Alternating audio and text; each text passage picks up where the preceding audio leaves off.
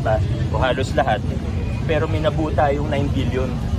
Pagtingin na, punta po kayo sa gilid ng City Hall, makikita nyo yung mga crack, napakalaki na, nakakatakot na po sa loob.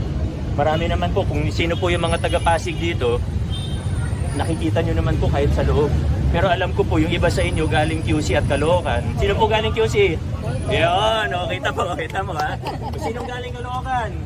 Wala, taga-QC, mga taga-QC. Yan, mga taga-QC po sila.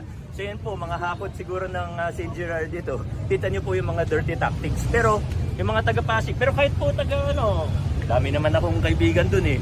Wala naman po problema kung may tanong po kayo.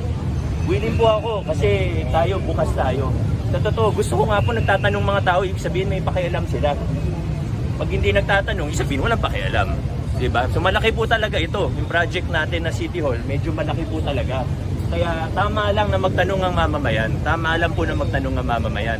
Pero, wag po sana na dahil sa masamang politika.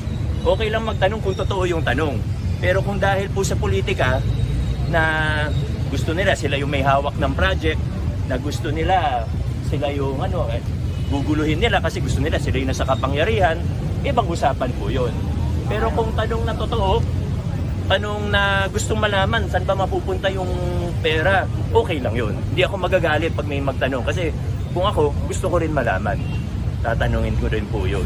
Maganda naman po may pakialam ang mga kapwa natin Pasigenyo. Pero kung nagbabayad ng troll farm sa Facebook, nagbabayad para mag-attend ng rally, masama po yan. Diba? Hindi po maganda yan. Tanong, ba't kagagastos ng ganun kalaki para sa ganun? So, Sir, sorry, nasan po yung organizer? Hindi po namin alam, pinick up na po kami. Pinick up? Saan po kayo pinick up? Quezon City. Taga Quezon City po kayo. Saan po sa Quezon City? Holy Spirit? Ano po sabi sa inyo? Wala, ganun lang. Ano pong sabi? Ganun lang po, ma'am. Paano po? Pupunta kayo sa Pasig, tapos po, hahawakan niyo yung tarpaulin, ganun po ba? Oo. At tapos po, ano pong kapalit? Wala po, ma'am. Wala. Tapos papayag lang kayo na pupunta kayo, na-absent kayo sa work, tapos pupunta kayo ng Pasig. Yun lang, ma'am, di ko alam. Excuse me na lang.